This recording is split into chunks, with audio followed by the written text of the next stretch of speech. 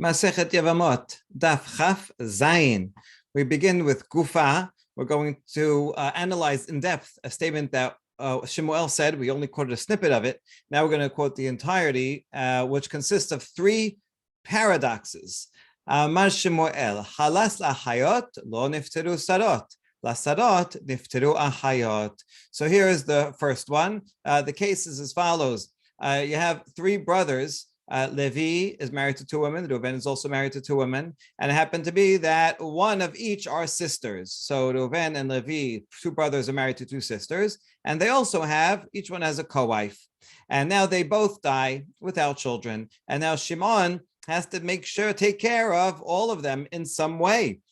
So he cannot perform Yibum on anybody. That's because he has a zikah to Rachel and Leah, so because they are sisters, so that would be ahot zekukato. So no way you could do Yibum on either of them. And we're going to see that there is also a prohibition on the co-wife in such a case, like just like if he was married to one, he would be prohibited to the co-wife of if he was married to Rachel, he'd be prohibited to Leah and her co-wife, because that would be Isur Erva.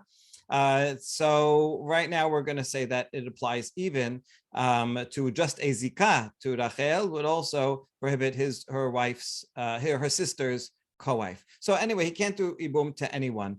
But what if he wants to do halisa? So Shemuel says, halas la'achayot lo nifteru sarot. If he performs a chalitza to Rachel and Leah, so that does not free Hannah and Esther. The reason is because this is called a halisa pisula. It's an inferior halisa. Since he cannot do yibum on Rachel or Leah because they have a zikah, and that's a pretty strong reason.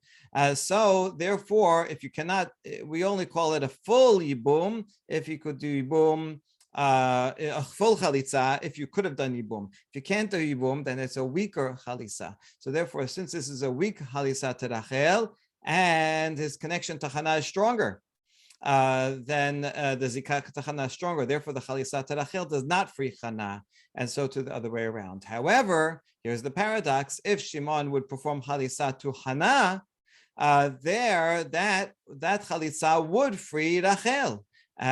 Because I'm giving away the explanation here, right? The Gemara is going to bring three explanations, but the second one, which is a straightforward one, is that although he cannot perform Yibum on Hannah, because after all, it is similar to his, it would be like as if a quasi wife's sister's co-wife. But nevertheless, that's a lower reason. So the zikah is stronger, therefore that chalitza is stronger. So the chalitza on Hannah would permit Rachel, and chalitza on Esther would permit Leah to go free. Okay, so that is Shemuel's first statement.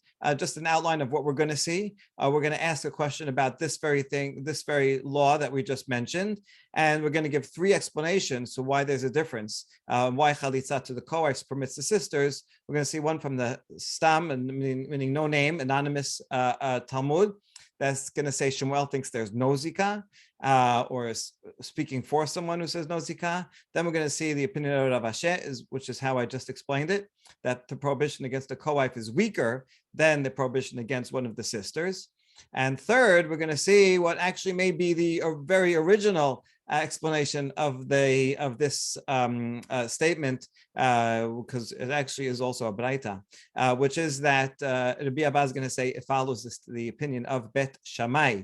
You can understand why we don't want to attribute a braita to Bet Shammai, so it makes sense we would try to make it fit with Bet Hillel, although that would be the simplest explanation. Okay, we're gonna then on Amud Bet compare the second and third paradoxes that we're about to read.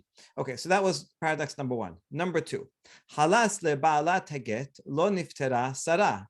La Sarah niftera ba'alat haget. Okay, that is not related to the first case. This case is only two brothers all together. And one of the brothers has two wives, and he dies without children. So now the Yavam can do Yibum on either one or Chalitza on either one. But let's say he doesn't do Yibum or Chalitza. Instead, he gives one of them a get.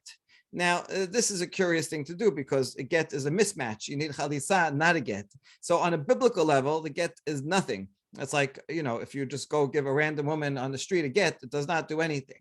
But because there is some similarity between what a chalitza does, separate this zikah, and a get, which separates marriage, therefore midrabanan, the rabbis say that the get is somewhat effective to the extent, for example, that just like if Yavam performs chalitza on one wife, he cannot then go and do yibum on the co-wife, right? That's it. Once you separate chalitza, you cannot perform yibum on the chalutza or on the co-wife. Right? It's gone. Now it's going to be a yisur erba.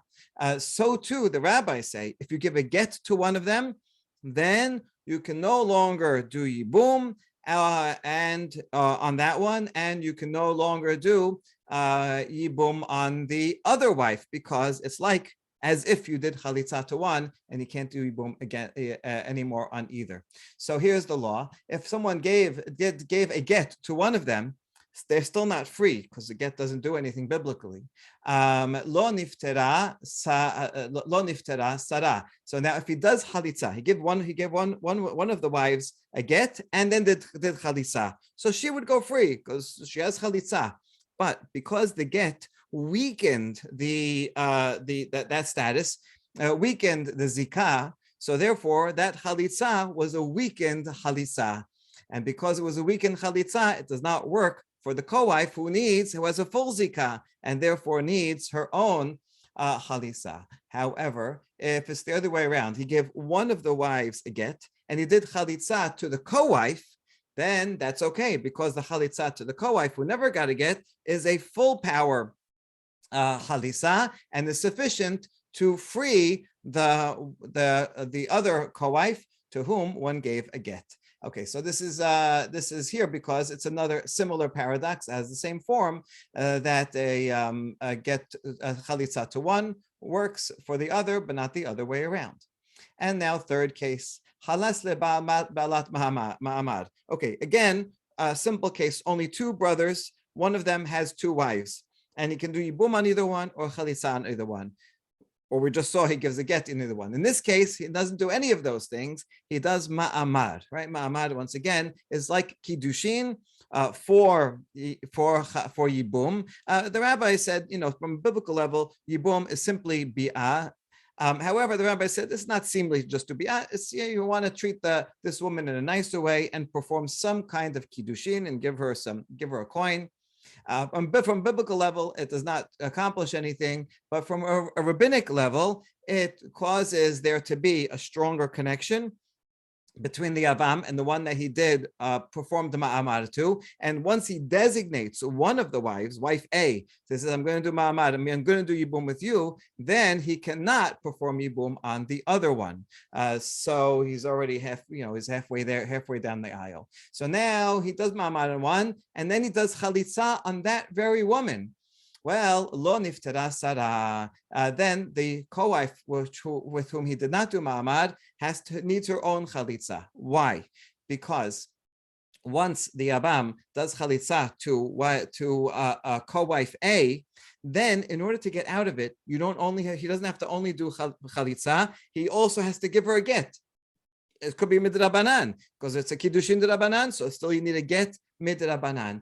Because the chalitza to ba'alat ma'amad does not free her, so therefore it's a weak chalitza, and that weak chalitza is not going to free co-wife B, who did not get ma'amad and needs a full chalitza. However, the other way around works. La sara niftera ba'alat ma'amad. So if the Yavam first does chalitza to wife A, then he does chalitza. First he does ma'amad to wife A, then chalitza to wife B. That chalitza to wife B is a full power chalitza, and it can even undo that ma'amad and the zikah that he had with wife A. And there you go. That's the third paradox. Okay, each one has a good reason and is a good exercise in getting us familiar with all the different laws, Deoraita, Drabanan laws that would be go into effect in even a simple case. All right, now we ask the main question of today: Ma'ishana lahayot lo nifteru sarot, davya lo achot isha bezika. So now, why is we want to unpack this paradox? Why is this so? What's the difference between if he does halisa to the sisters? In that case, Shemuel said that the co-wives are not free because they have achot isha bezika, because these two sisters have a zikah to one another, and therefore it's as if he's quasi-married to both sisters, so he cannot perform yibum to either one. Because he cannot perform yibum to either one, the chalitza is an inferior chalitza and does not work for the wives. Well, then we ask, halas lasarot nameh lali patiru achayot. If he does chalitza to the co-wives, also it should not work for the wives who are sisters. Sarot achot isha bezika, because that also is prohibited from the prohibition of sarot achot isha, the co-wives of sisters. The co-wives of sisters also are prohibited to do yibum, and therefore would also have and therefore, since they're also prohibited in doing yibum, so their chalitza would also be weak and should not permit the others. So that's the question. They're right. They're all basically the same. Wives and sisters are the same. So why should there be a difference in the law? And we answer, Kasava Shemuel and Zika. Maybe Shemuel thinks, forget it, the whole thing, and zikah. And so because he didn't do yibum with either, there's no zikah to Rachel or Leah. So actually he could theoretically do yibum to one of them, one or the other. And so that's why, since there is a full zikah, so if he does chalitza only on Chana, it won't help Rachel. Now, this doesn't fully answer the question, because, hold on. Shemuel, first, even before you get there, Shemuel actually thinks there is zikah. So why are you saying no zikah? No, where Shemuel's saying this for the other opinion that says en zikah. On yesterday's daf, we said the same thing for Rav. Okay, so now we're already in pushing the explanation to say that Shemuel was not even speaking for himself. But okay, let's go with it. If that's true, if you think that there is no zikah, then since Shimon actually could do yibum with Rachel, so then if he does chalitza, it's a full chalitza, so that should permit chana. So the first half of Shemuel's statement doesn't make sense. Okay, Bishlama Sarah de Rachel lo tipater de chevan de chalasla leleah v'hadar chalas Rachel havia la chalisa de Rachel chalisa pesula ela Sarah de Leah tipater. Okay, we give half an answer. The half answer is say Rachel and Leah follow the same order as the biblical exemplars do. That Leah goes first. So in the case where Shimon first does chalitza to Leah, granted, in that case, you have a good question, because that is a full, he could do yibum, so if he does chalitza, it's a full chalitza, and therefore that would exempt Esther. However, once he does chalitza with Leah, then Rachel becomes achot halusato, and achot halusato may not is prohibited from performing yibum. Since he cannot do yibum with Rachel, any chalitza he does with her is also an inferior chalitza, and that inferior chalitza will not free chana. And so we understand that Shemuel's statement actually does make sense for half the case, for the second woman who performs chalitza. Okay, good. So, pater. But what about Leah, the first one who gets chalisa? That should be okay. So, my lo nifteru sarot name de ka'amar asara de Rachel. Sarot ka'amar sarot alma. So we say, when it says, when Shemuel said the co-wives do not go free, actually, we're only talking about one of the co-wives. It's the co-wife of Rachel who gets chalisa second, that chalitza was an inferior one, and so her co-wife. But you're right, actually for Leah, it would be okay. We say, how can you read that into the words of Shemuel? He's talked about in plural. V'hasarot kamad. He said in plural, both sarot are no good. Rachel's also. So we answered to that, and he said, no, the plural meant sarot alma. If you have many such cases, then all the Rachels in such a case, their sarot would not go free, but all the le'as would go free. And so you can explain the plural language in that sense. Okay, fine, we'll accept that. But ihachi halas lasarot nifteru achayot. What about the second part of Shemuel's statement, that if he does chalitza to the co-wives, then the wives are okay? Basarat Rachel mi patera. And if you're talking about that, this is his statement is focusing on Rachel, then would that be okay? Would chalitza, if you're assuming he did chalitza first to Leah, and then he does it to chalitza to the co-wife of Rachel, would Rachel in fact be permitted? B'hatanan asur adam besarat kirovat halusato. A person is actually prohibited from if he does chalitza to someone, their relative's co-wife is prohibited. And so in this case, he does Shimon does chalitza to Leah first. Fine, Esther is off the hook. But there is another Mishnah that says that when you do chalitza, the relative's co-wife is prohibited. And so therefore, when Shimon, in the second half of Shemuel's statement, when Shemuel's second half to say that first he did a wife, and then the second chalitza was with the co-wife, it should not work for Rachel because that chalitza is an inferior one, because he cannot perform yibum with her. Because it says it's prohibited to her. So then that doesn't make sense. But we can answer. Shemuel nameh hitchil velo hitchil ka'amar hitchil b'chayot lo yigmor b'sarot. So what Shemuel meant when he was talking about which one you begin with. He made a distinction between who you do first and which do you do first chalitza on the wives or the co-wives. And what he meant is, if the first chalitza was with a wife, with a sister, then you cannot do the second chalitza with a co-wife. But the other way around would be okay. Ditnan, asur, here's the Mishnah that we quoted above again. Asur adam besarat kirobat halusato. A person is prohibited from taking the co-wife of the relative of his halusa. So, hitchil basarot, igmor af ba'achayot. Ditnan, mutar adam bikrobat sarat halusato. So, if he began with one of the co-wives, so the first case is, if he began with one of the sisters, then he cannot continue with the co-wife. That would not work. That's what he was talking about at the beginning. But so that's why it would be prohibited, as we just said. But if he starts with a co-wife, then that would be okay, because the Mishnah says that the other way around. Let's go this way. If he does chalitza with Hannah, then that does not prohibit him from Hannah's co-wife's relative, right? This is an interesting Mishnah that if he does chalitza with Leah first, Hannah is prohibited, but if he does chalitza with Hannah first, then Leah is not prohibited. Okay, that's a paradox within that Mishnah, but that is the law there, right? So Adam besat kerobat chalusato, hitchil besarot, yigmor af b'chayot. If he started with a co-wife, then he can do the second chalitza with one of the wives. Titnan mutar adam bekrobat sarat halusato. The second half of the Mishnah, that a person is permitted to the one who did chalitza to her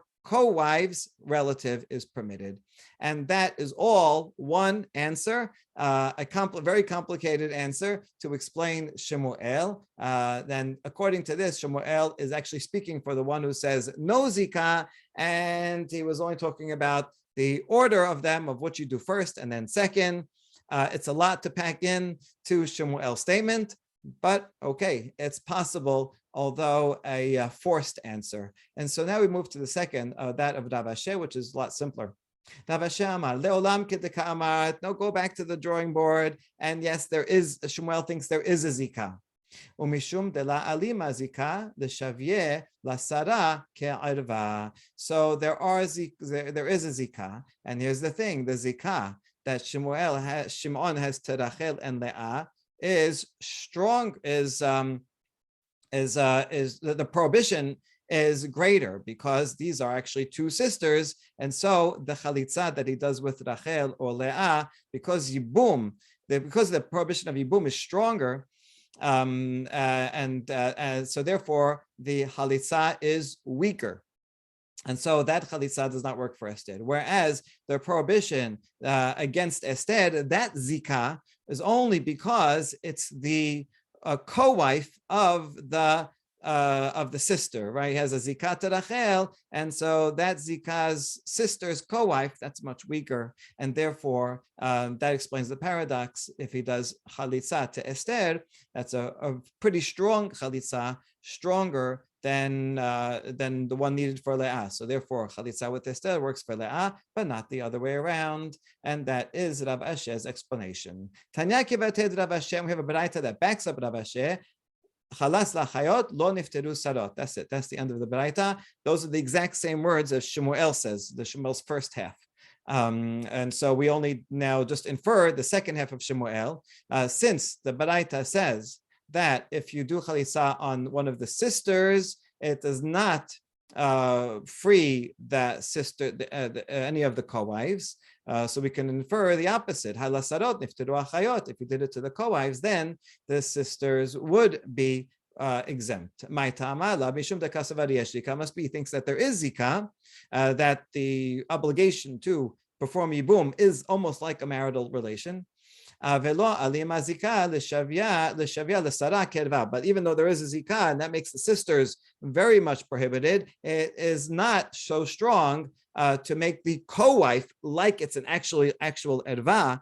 So the co-wife, you're right, you can't do yibum midrabanan, but it's not anywhere near an erva, and so therefore the chalitza is stronger with the co-wife. Okay, Tosafot asks here, well, these are the exact same words as Shemuel said. So how is this backing up Rav Asher any better than it is backing? How is this proving Rav Asher's explanation any better than it would be proving the original explanation, or disproving the original explanation? So they say, well, no, this is a braita and standalone, so it would have to explain itself more. There's no way you could have figured any of this out. Okay. In truth, there's no way you could have figured out the Stam's answer from in Shemuel either. So I would suggest another explanation, which is that Rav Asher chronologically perhaps comes first, earlier than the Stam's explanation. So in the earlier layer, you have Rav Asher, who gives a very reasonable explanation, and the Braita that says, oh, look, this Braita supports what we just said. And then only on the later layer, the Stam comes and gives another completely other explanation, just kind of as a theoretical argument, like maybe you could give another explanation according to the one who says Enzika.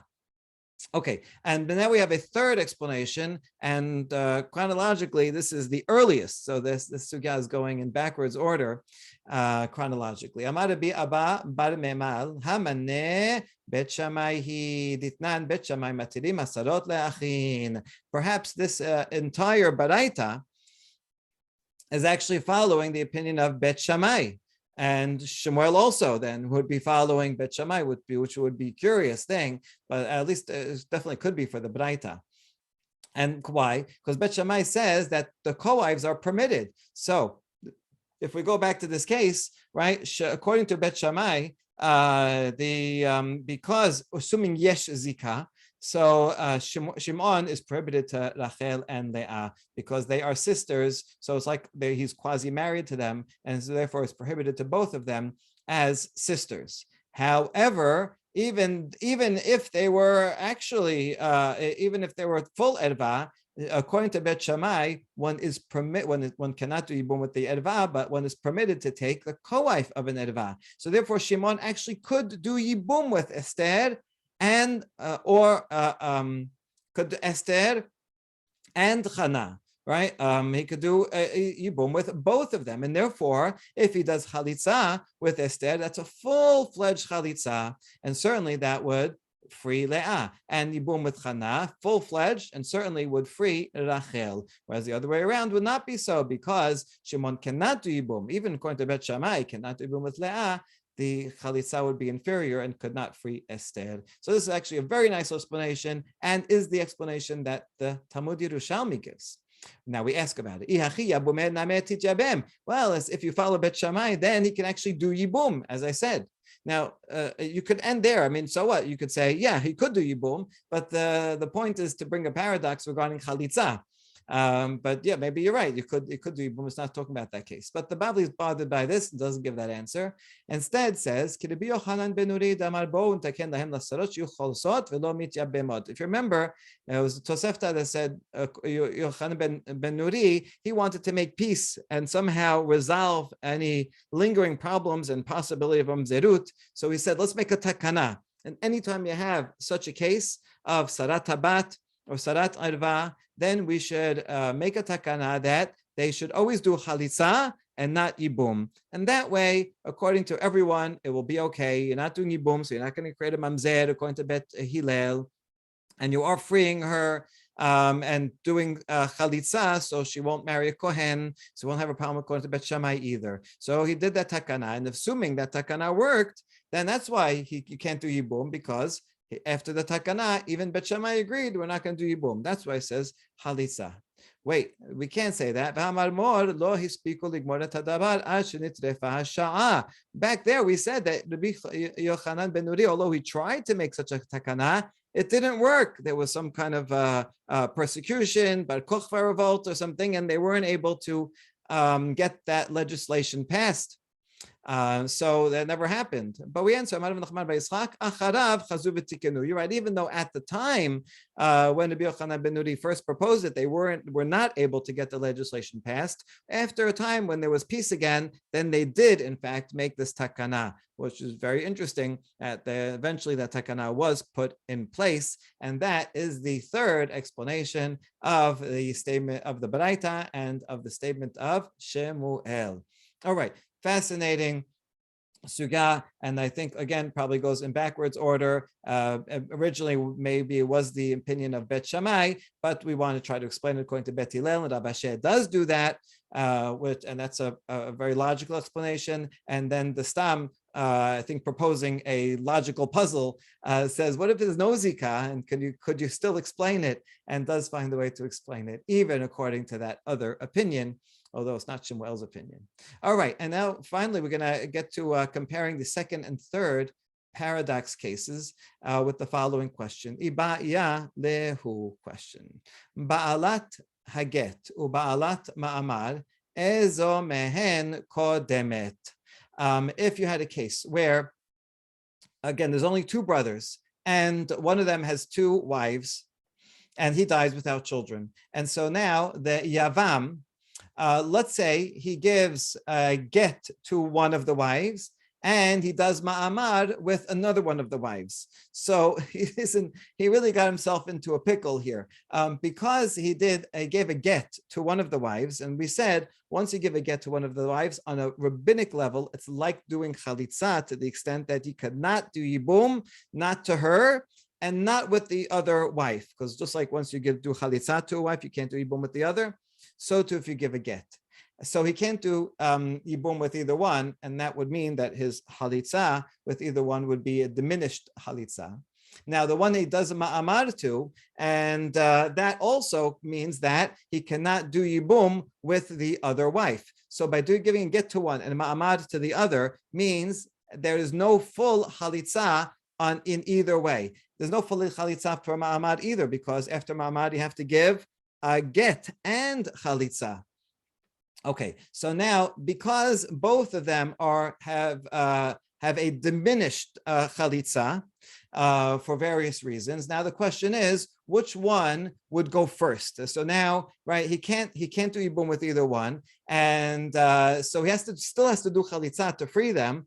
Which one should he do chalitza to? Which one would be a stronger chalitza? That's the question.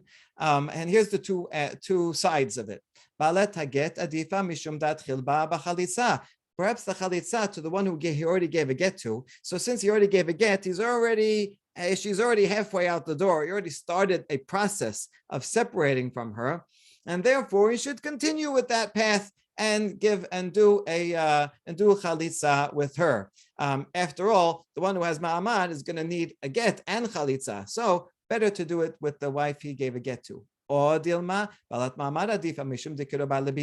maybe it's better to do chalitza on the one to whom he did ma'amad, because since he did ma'amad, he already designated her to do yibum, and so he's like halfway down the aisle to be with her, and therefore since that is almost yibum, the yibum is stronger. And we said anytime he can do yibum, if the stronger the yibum, the stronger the chalitza. And so that since he could basically almost do yibum with her,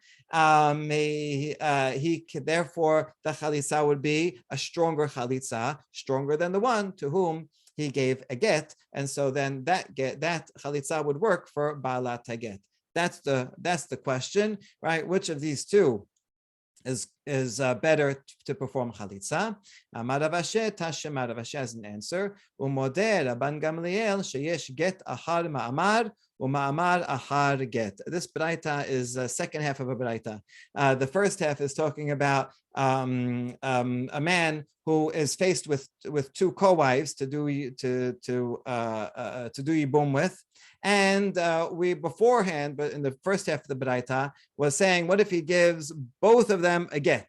He gives one a get, and then he gives the second one a get. Is the second one effective? And the other case is if he does ma'amad with one, and then he does ma'amad with the other. Is that effective? Okay, and now the second half talks about a case where Modeh Rabban Gamliel agrees, even though get after get or ma'amad, the second one is not effective, he does agree that yesh get achar ma'amad u'ma'amad achar get. So once again, a man has two wives and he dies without kids. He has one brother, and this brother, first he does ma'amad with one. And so now it's kind of designated, he's going halfway down the aisle with that one. And so you might say, okay, that's it. It's like, he almost did yibum with that one. And you might have thought, maybe if he gives a get to the other one, then she's already out of the picture. Maybe you'd say the get is ineffective totally, like giving a get to just a random woman on the street. But no, Rabban Gamliel admits that the get takes effect on the D'Rabbanan level, right? And with all the ramifications that it would, even though he did ma'amad with the first. And he also agrees the other way around. If he gives a get to one of them, so you might say, oh, look, he's already gave a get. That's already halfway towards chalitza. And so that just like if you do chalitza to one, any ma'amad you do with the other would be ineffective because she would be totally prohibited. But he doesn't say that. He says if you give a get to one and then the ma'amad to the other, that ma'amad takes effect and you'd have to give a get and chalitza to her. And so, okay, that's the baraita that he quotes. So what's the point? Here it is. I get adif la lehane ma'amad abatre. I ma'amad adif la lehane get abatre. Ela lav shema'mina ki hadadenin hu shema'mina. So if get was stronger, then we would say, oh, giving a get first, then the ma'amad after should be nothing because get is very strong in being almost like a chalitza. And if ma'amad was stronger, then we should say that the ma'amad who gives first would discount any effectiveness of the get that comes afterwards. And since he doesn't say either of those, but rather says both ways, both of them do take effect on whatever D'Rabbanan level they take effect. So we conclude that they are actually equal. And so therefore, the answer to the original question is, it doesn't matter which one you do, the chalitza on both are equally effective. We now continue with the machloket between Rav and Rabbi Yochanan about a variation of the cases we've been seeing. This is relevant here because we're going to challenge Rabbi Yochanan's stance from our Mishnah, the very first Mishnah of this Perek. So let's see this case. Amar Rav Huna, Amar Rav. Shete achayot Yevamot shenaflu lifnei Yavam ehad. So we have it's similar to the case we've just seen, but forget about the co-wives, make it simpler. We have Reuven and Levi are brothers who are married to two sisters, and they die without children. And Shimon now is faced with both Rachel and Leah, because they are sisters, so he cannot perform yibum on either one while they are alive. So they have to do chalitza. So Rav first says something obvious. Halasa lishona hutera, halasa sheniya hutra. If he does chalitza on one of the sisters, she may go and marry anyone in the shuk. And when he does chalitza on the second, then she go and marry anyone in the shuk. He has to do chalitza on both because they came from two different husbands, so they both have to be freed through chalitza. So that's an obvious case that hardly needs to be stated. But here's why he said it, because here's more complicated. Meta rishon mutar b'sheniya ve'en tzarich lomar meta sheniya shemutar barishona. So here's the case where they did not die at the same time, but rather Reuven died first. And at that point, Shimon could do yibum with Rachel. There's no problem with that, right? Leaz is not in the picture. He has no zikah. The Levi is still alive. However, he doesn't do yibum right away. He's waiting. In the meantime, Levi dies also, and now Leah falls to him, and so now he cannot do yibum with either. But let's say subsequently, either one dies. If first he said metarishona, if at that point Rachel dies, then he's permitted to Leah. Why? Because even if he was married to Rachel, right, that's the law regarding sisters, that the sister is not is prohibited while they are both alive. But even if he was married to Rachel and Rachel died, he would be able to take Leah. And so same thing here, even though Shimon first was permitted to Yibum for Rachel and only then to Leah. And at that point, he's prohibited to both. But when Rachel dies, then Leah becomes permitted. So that's totally okay, according to Rav. And Rav would say, and I don't even need to tell you the other way around. If Shimon was first Reuven died, and so that Shimon could do Yibum with Rachel. Then Levi died, and then Leah became available. And so now there's a problem. But let's say Leah died. So now he was originally permitted to Rachel, and so that original permission just goes back to the way it was. So that's an easier case to permit, and that's his point here. Mishum dehavya, in the second case, Yevamot sheutera. Rachel was originally permitted when her husband died, Benesra, and then when Levi died, Rachel became prohibited to him, but then she became permitted again once Leah died. So Rachel goes back to her original status as being permitted. So Rav here is the more lenient and permits either direction. However, Rabbi Yochanan is a little bit more stringent.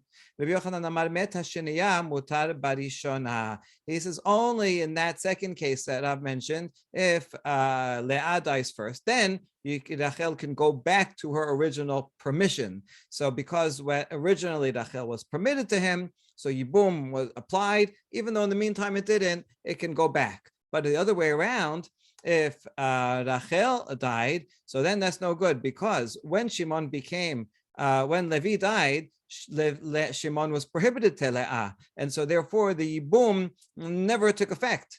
The possibility of Yibum never took effect, and so therefore even after Rachel died, because at that point Leah was at the point that Levi died, Leah was prohibited to Shimon. According to Rabbi Yochanan, she is therefore forever prohibited even after Rachel dies. והמת הראשונה עשו בשנייה. מה טעמה? שכל יבמה שאין אני קורא בה בשעת נפילה, יבמה יבוא עליה, הרי זו כאשת אח שיש לה בנים ואסורה. Because here's the principle and the derivation, because any yevama that I cannot apply to her at the time that her husband dies, and she falls to the yavam as a yevama, you have to be able to apply yevama aleha. At the time our husband dies, he has to be able to perform yibum. Only in that case is it permitted. But if not, if he cannot do yibum at that point when she first falls to him, then it's as if that he died, it's as if Levi died with children, in which case it would be totally prohibited to perform yibum. So that is Rabbi Yochanan's reason to permit only one way. Okay, wait, doesn't Rav agree with that principle? Rav himself said it. Anytime that a woman you cannot say at the time that her husband dies and she falls to the Yavam that he cannot actually perform Yibum, then it's prohibited to do Yibum ever. Isn't that true? Rav can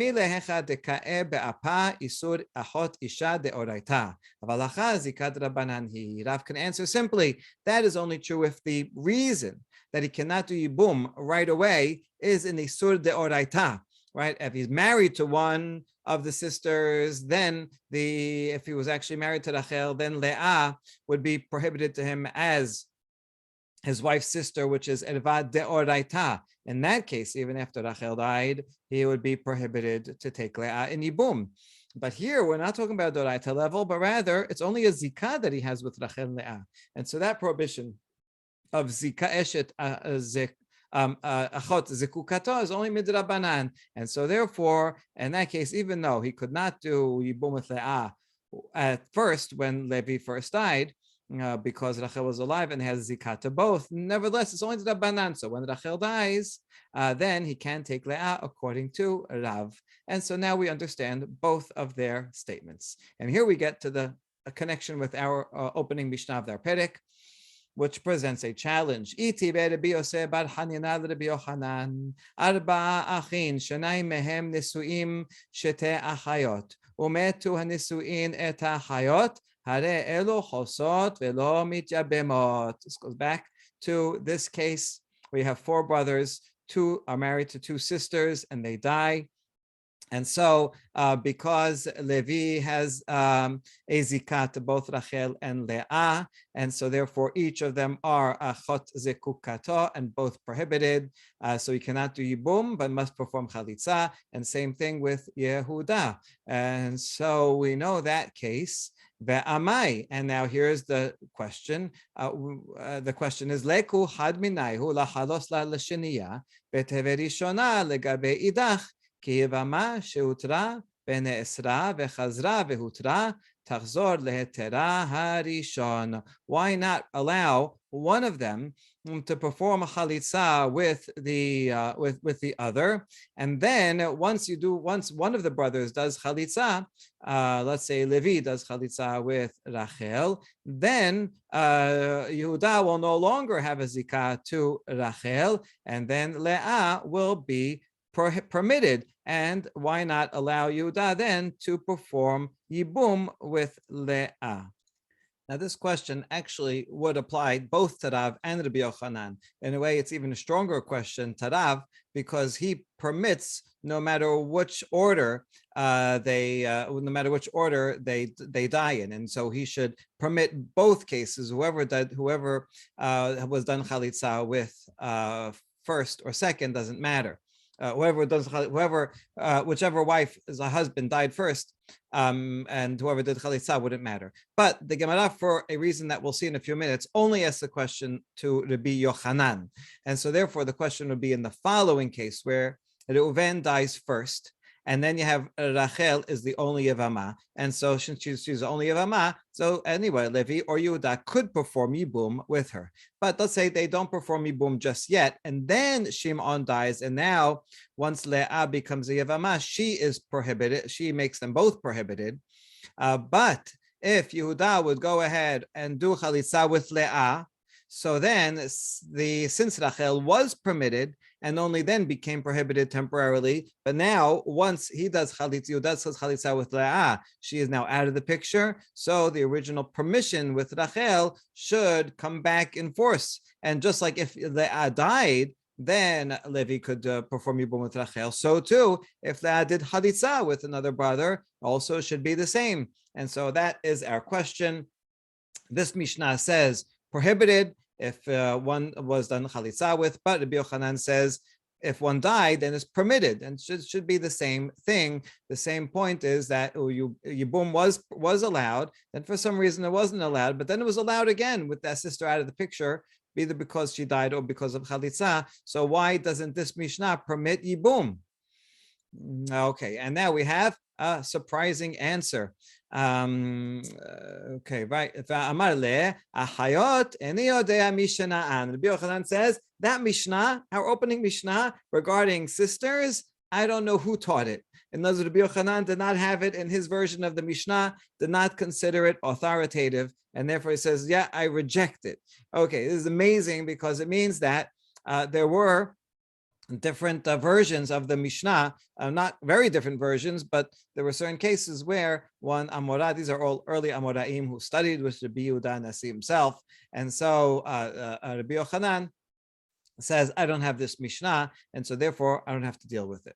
Okay, now the Gemara is going to come and ask a whole long series of questions about this, that after all, it seems that there are many ways that Rabbi Yochanan could reconcile his opinion with the Mishnah, and then he wouldn't have to reject a Mishnah that we have. So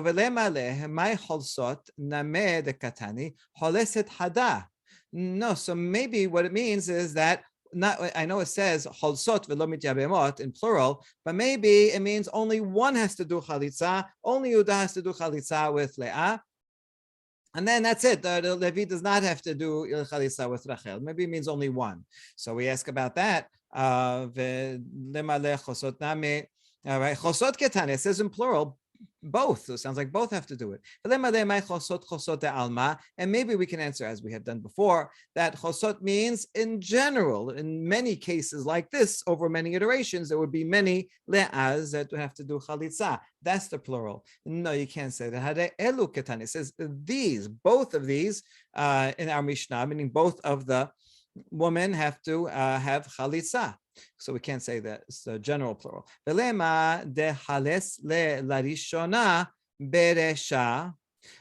maybe it means it's talking about a case where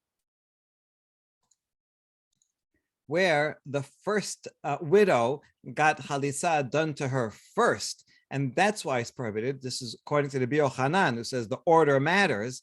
And so if Reuven died first, and Rachel was available, and then Leah, and then Yehuda did chalitza with Rachel. And so Leah, when she became a Yevamot, was prohibited. So that's why she is also prohibited, even though he did chalitza with Rachel. Levi still could not do chalitza, still could not do yibum with Leah. And that's what the Mishnah is talking about, where it goes in that specific order. By the way, you see here why this whole discussion is to Rabbi Yochanan, because this part of the question. This possible answer would only be for Rabbi Yochanan, who could get out of it, and not for Rav. Okay, but also it could be just historically that the question was put to Rabbi Yochanan, and that's why we have it recorded as Rabbi Yochanan. That's just the way it was.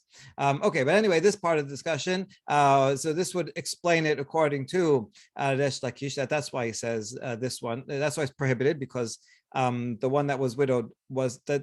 First, it got chalitza.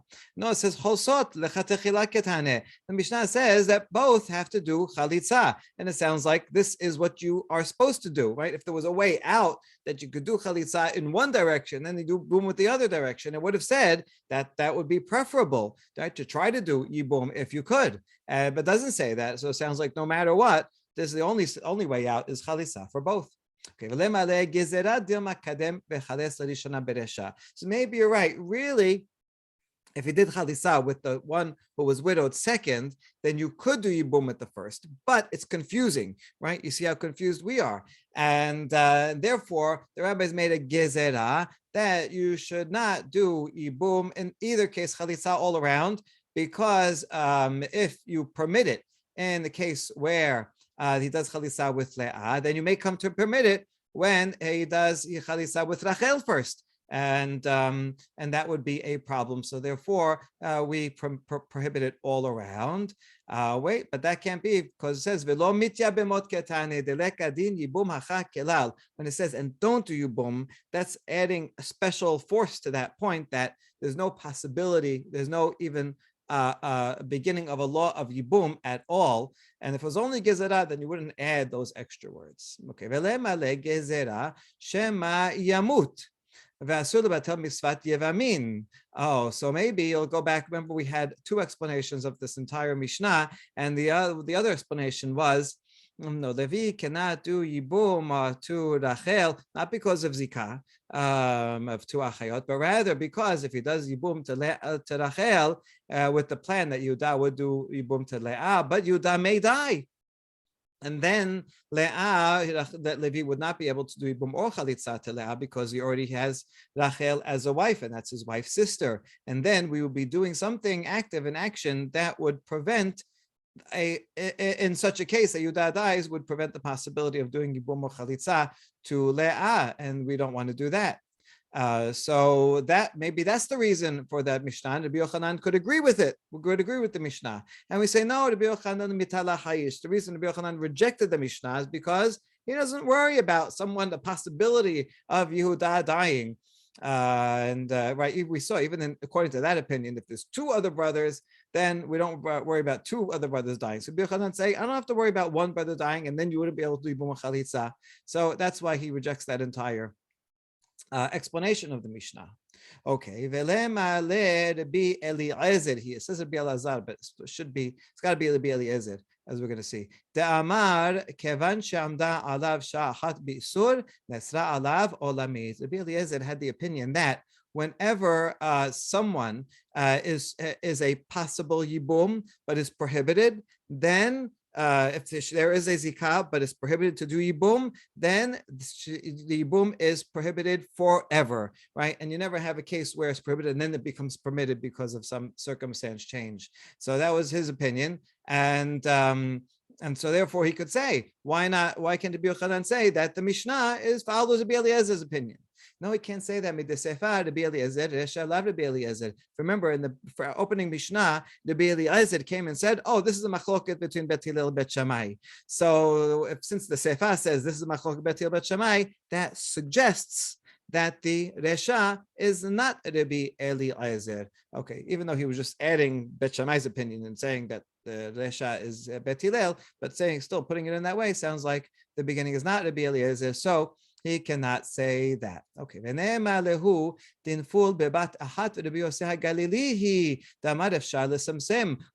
Rabbi Yochanan say that this Mishnah is a case where Reuven and Shimon died simultaneously and follows the opinion of Rabbi Yosef Galili that says two things can happen simultaneously, opinion that we've seen already. And therefore, since it's simultaneous, there's no way that we can say, oh, Rachel was permitted first for Yibum and only then prohibited and then permitted again. No, since they died at the same time, so they are both prohibited at the same time. And so who said you can be exact? No, lo satam lantana Rabbi Yosef Galili. No, we never have a case where the Stam Mishnah is Rabbi Yosef Galili. If Rabbi Yosef Galili says something in the Mishnah, then his name is mentioned. So we can't say that anonymous Mishnah is his opinion. Okay, okay, maybe it's not that it happened at the same time. One died first and then the other, but we don't know. We have a sefek. Which one happened first? They were in different places and we know both died, but there's no way that we can figure out who died first. And therefore, because we have a sefek, we cannot permit in either way. And that's why the Mishnah prohibits both ways. But if you did know, then it would be permitted. And so and according to this, once again, Rabbi Yochanan could reconcile his opinion with the Mishnah. And this is no. kadmu bekansu yotziu. Bishlama rishona amrinan le. Mai sharialach ela sheniya amar chavrai sheniya yibem ana rishona meyabem.